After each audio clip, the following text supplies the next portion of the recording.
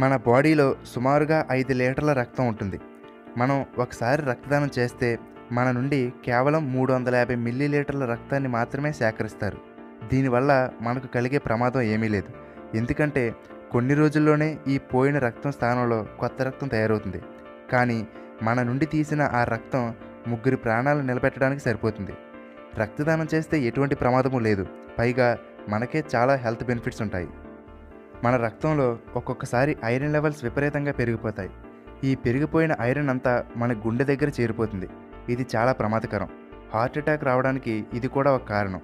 మరి పెరిగిపోయిన ఈ ఐరన్ లెవెల్స్ తగ్గించడానికి, బ్యాలెన్స్ చేయడానికి ఒకే ఒక్క మార్గం రక్తదానం. రక్తదానం చేయడం వలన మనలో పెరిగిపోయిన ఐరన్ మినరల్ కొంత బయటకు వెళ్ళిపోవడం వల్ల మనలో ఐరన్ లెవెల్స్ కరెక్ట్గా మెయింటైన్ అవుతాయి. అంతేకాకుండా రక్తంలో ఐరన్ లెవెల్స్ పెరిగిపోవడం వల్ల లివర్ క్యాన్సర్ కూడా వచ్చే ప్రమాదం ఉంది. మరి భవిష్యత్తులో ఇటువంటి వ్యాధులు రాకుండా ఉండాలంటే మన రక్తంలో ఐరన్ లెవెల్స్ అదుపులో ఉండాలి. దానికోసం బ్లడ్ డొనేషన్ తప్పకుండా చేయాలి.